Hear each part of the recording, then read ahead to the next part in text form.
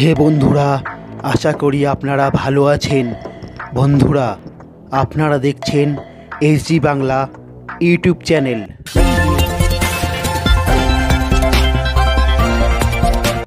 বন্ধুরা, যারা এখনও এই চ্যানেলটিকে সাবস্ক্রাইব করেননি তারা এখনই সাবস্ক্রাইব করে দিন এবং ডান দিকের বেল লাইক বাটনে প্রেস করে ঘন্টিটিকে বাজিয়ে দিন, যাতে আমি যখনই কোনো ভিডিও আপলোড করি সেটি সাথে সাথে আপনাদের কাছে পৌঁছিয়ে যায়। বন্ধুরা, শুধু সাবস্ক্রাইবই শেষ কথা নয়, পারলে সাবস্ক্রাইবের সাথে সাথে লাইক কমেন্টও করুন। আপনাদের দেয়া একটি লাইক আমার কাছে অনেক অনেক মূল্যবান, যেটি আমাকে নতুন নতুন ভিডিও বানাতে অনুপ্রেরণা যোগায়। তো বন্ধুরা, আর বেশি কথা না বাড়িয়ে এবার মূল ভিডিওটিতে আসা যাক। শুরুতেই একটা কথা বলে রাখি, আজ আমি যে ভিডিওটি আপনাদের সামনে তুলে ধরব সেটি থেকে আপনারা অনেক অজানা সব তথ্য জানতে পারবেন, যেগুলি হয়তো আপনারা অনেকেই এর আগে কখনো শোনেননি। তাই দয়া করে ভিডিওটি স্কিপ না করে শুরু থেকে শেষ পর্যন্ত দেখতে থাকুন। অমিতাভ হরিবংশ বচ্চন, যিনি অমিতাভ বচ্চন নামে সর্বাধিক পরিচিত, তিনি 1942 সালের 11ই অক্টোবর ভারতের এলাহাবাদে জন্মগ্রহণ করেন। ওনার বর্তমান বয়স এখন 77 বছর। বাবার নাম ছিল হরিবংশ রায় বচ্চন ও মায়ের নাম ছিল তেজি বচ্চন। প্রাথমিকভাবে লেখাপড়া শেষের পরে তিনি দিল্লি বিশ্ববিদ্যালয়ে ভর্তির আগে উত্তরাখণ্ডের শেরুট কলেজ বোর্ডিং স্কুলে গিয়েছিলেন। সেখানে তিনি স্নাতকোত্তর ডিগ্রি অর্জন করেন। তিনি স্নাতক হয়ে গেলে এরপর কলকাতায় একটি মালবাহী সংস্থায় এজেন্ট হিসাবে কাজ করেছিলেন। এরপর হঠাৎই একদিন অভিনয়ের ইচ্ছা, আর যেমনই ভাবনা তেমনই কাজ। 1969 সালের 7ই নভেম্বর খাজা আহমেদ আব্বাস পরিচালিত 7 হিন্দুস্তানিতে অভিনয়ের মাধ্যমে আত্মপ্রকাশ করেছিলেন। 1972-এ জঞ্জির সিনেমাতে তার অভিনয় তাকে একটি অ্যাকশন তারকা বানিয়েছিলেন। এরপর একে একে নানা হিট ছবির মাধ্যমে তিনি সারা ভারতবাসীর মধ্যে জনপ্রিয় হয়ে ওঠেন। সেই তালিকায় রয়েছে ডন, শাহিনশা, আজ কে অর্জুন, মর্দ, ইয়ারানা, খুদাগওয়া, লাল বাদশাহ, হাম ও কুলির মতো সব সুপারহিট জনপ্রিয় সিনেমাগুলি। অমিতাভ 1972 সালে প্রথম বান্সি বিরজু সিনেমাতে জয়া ভাদুরীর সঙ্গে অভিনয় করেছিলেন। এরপর ওই বছরই BRER এক নজর সিনেমাটিতে। এরপর একে একে অভিমান ও শোলের মতো সিনেমাগুলিতেও তিনি জয়া ভাদুরীর সঙ্গে একত্রে অভিনয় করেন। এইভাবে একের পর এক সিনেমাতে একত্রে অভিনয় করতে করতে দুইজনের মধ্যে প্রেম হয়ে যায়। তারপর হঠাৎই একদিন বিয়ের জন্য জয়ার কাছে প্রস্তাব রেখেছিলেন, কিন্তু জয়া অমিতাভের সেই প্রস্তাবকে না করতে পারেননি।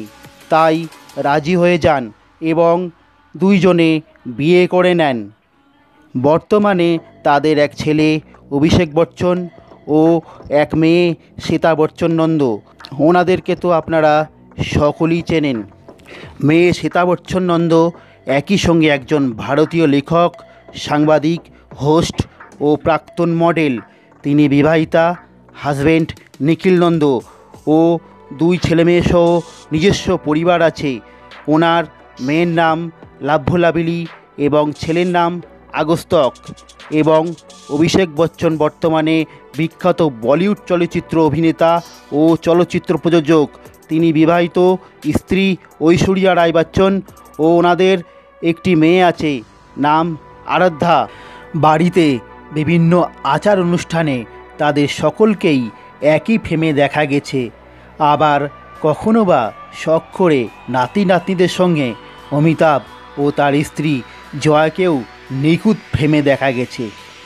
গান্ধী পরিবারের সঙ্গে বচ্চন পরিবারের একটি পুরনো সম্পর্ক থাকায় এবং গান্ধী পরিবারের বারংবার অনুরোধে তিনি 1980-র দশকে ইন্ডিয়ান ন্যাশনাল কংগ্রেস পার্টিতে যোগ দিয়েছিলেন এবং সংসদে একটি আসন করেছিলেন।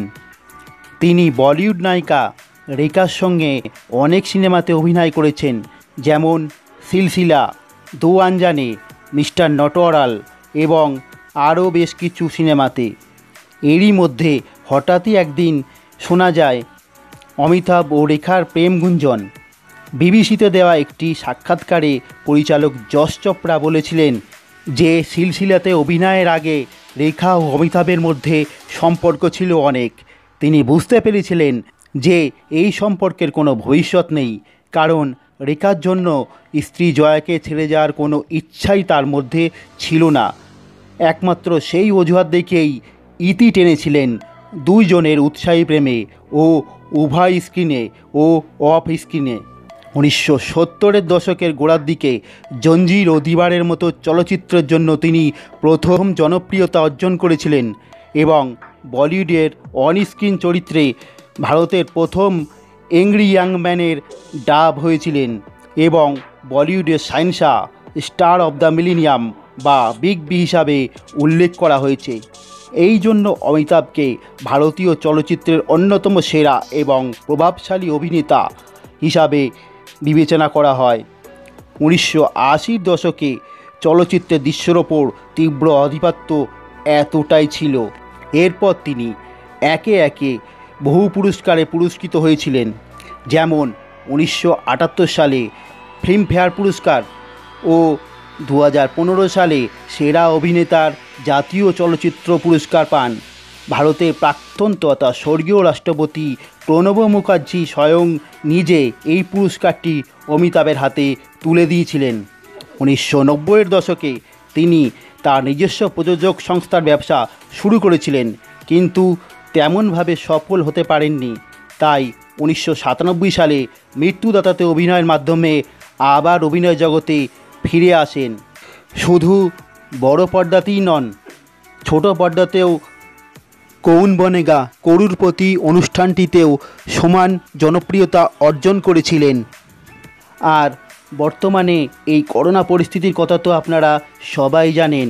ভারত তথা সারা বিশ্বেই এই ভাইরাস থাবা বসিয়েছে। বহু মানুষ মারা গিয়েছেন, লক্ষ লক্ষ মানুষ আক্রান্ত হয়েছেন, বাদ পড়েনি বিগ বিও। তিনি চলতি বছরেরই জুলাই মাসে কোভিড আক্রান্ত হন এবং তাকে ভর্তি করা হয় মুম্বাইয়ের বিখ্যাত নানাবতী হসপিটালে। বাবার এমন অবস্থা দেখে কেঁদে ফেলেছিলেন অভিনেতা অভিষেক। 3 দিন টানা পর্যবেক্ষণের পর তাকে হসপিটাল থেকে ছেড়ে দেওয়া হয় এবং ফেরার পথে হসপিটালের সামনে জমায়েত ভক্তদের উদ্দেশ্যে হাত নেড়ে বলেন, আপনারা চিন্তা করবেন না, আমি ভালো আছি, সুস্থ আছি।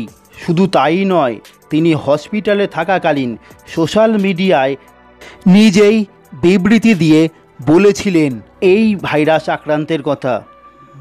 ওনার ছেলে 44 বছরের অভিষেকও ওই একই হসপিটালে কোভিড টেস্ট করান। বর্তমানে ওনারা সকলেই ভালো আছেন। আমরা আমাদের চ্যানেলের পক্ষ থেকে ওনাদের পরিবারের সকলকে অসংখ্য ভালোবাসা জানাই। ভালো থাকুন আপনারা সকলেই। বন্ধুরা, ওনার সম্পর্কে রিসার্চ করে যতটুকু জানতে পেরেছি ততটুকুই এই ভিডিওটিতে তুলে ধরলাম। হতে পারে আপনাদের মধ্যে কেউ কেউ আরও বেশি কিছু জানেন। তো এই ছিল আজকের ভিডিও। বন্ধুরা, আপনারা যদি অভিষেক, ঐশ্বরিয়া, শ্বেতা ও জয়া বচ্চন সম্পর্কে বিস্তারিত জানতে চান তো আমাকে কমেন্ট করে জানান।